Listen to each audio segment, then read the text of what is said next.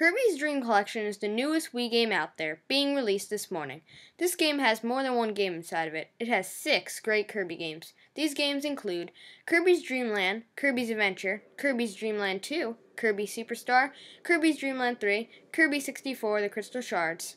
I've played a bit of each of these games before filming this review, and they were all super fun. Kirby's Dream Land was originally released on the Game Boy in 1992. This is a very fun Game Boy game.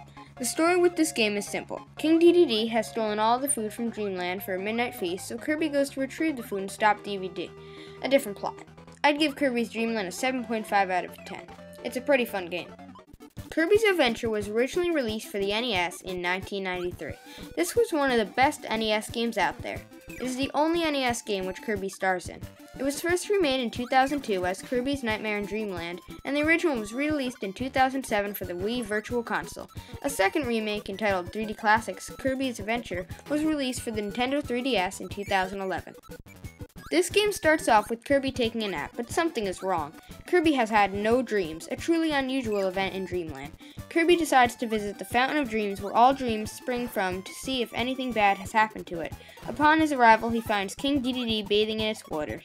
He finds that Dedede has broken the Star Rod, the power source of the fountain, into several pieces, giving 6 pieces to his friend and keeping 1 himself. Kirby decides to track down the fragments to restore peaceful sleep in order to Dreamland. I'd give this game a 9 out of 10. It's one of my favorite Kirby games. Kirby's Dream Land 2 was originally released for the Game Boy in 1995. In this game, the rainbow bridges that connect the several rainbow islands have been stolen by an evil force called Dark Matter, who has possessed King Dedede and 10 unconquering Dreamland. Kirby sets off to defeat Dark Matter with 3 new animal friends. After traveling through several different islands, Kirby reaches the possessed King Dedede and defeats him. I've only played this game twice, but from the 2 times I played it, I really enjoyed it. I would give this game an 8 out of 10. Kirby Superstar was originally released for the SNES in 1996. It has 6 games on it, including Spring Breeze, Gourmet Race, Dynablade, The Great Cave Offense, Megaton Punch, and Samurai and Kirby. I went through and played all these games, and let me tell you, they were all very fun. I'd give this game a 9.5 out of 10. Kirby's Dream Land 3 was originally released for the SNES in 1997. During the introduction scene, Kirby and Gooey are seen having fun during a fishing trip. However, while they enjoy the seemingly peaceful day, a black cloud appears in the sky which turns out to be dark matter. The black mass enters Popstar atmosphere, thereby shattering its rings and quickly spreads around the whole planet.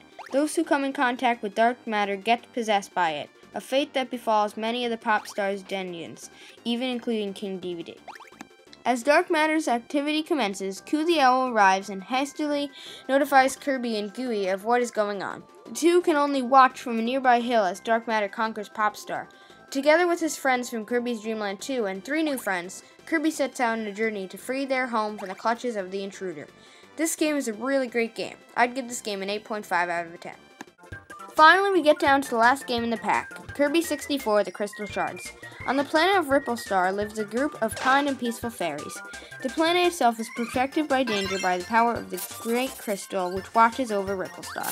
This power, however, draws the attention of O2 and his minions who wish to use the crystal for their own evil agenda.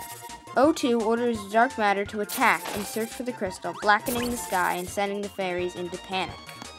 In response to the threat Dark Matter presents, the Queen of Ripple Star orders a fairy named Ribbon to take a crystal to a safe place. Ribbon tries to fly away with the crystal in tow, but is stopped by the Dark Matter forms. The crystal shatters into 74 pieces, scattered throughout several planets, and Ribbon crashes onto Popstar. Kirby finds 1 crystal and gives it to Ribbon, whereupon the 2 set out to find the others.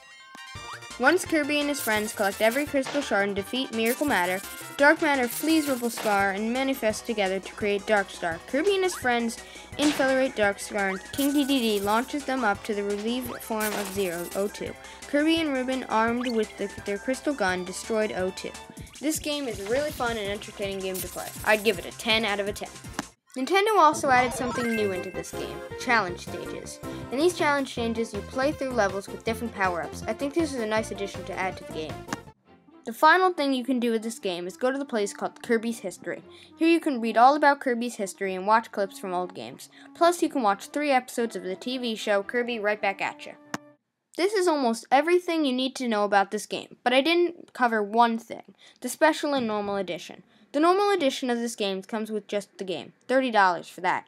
The special edition comes with the game, a soundtrack featuring 45 Kirby songs, and a booklet with pictures of Kirby and his games over the years. That is $40. For $10 more, I would go for the special edition. That's what I did. The music on the soundtrack is awesome, and the booklet is awesome.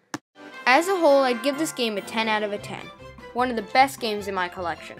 This pretty much covers everything about this game. If you liked this review, I'd appreciate it if you give me a thumbs up, leave a comment, or even subscribe.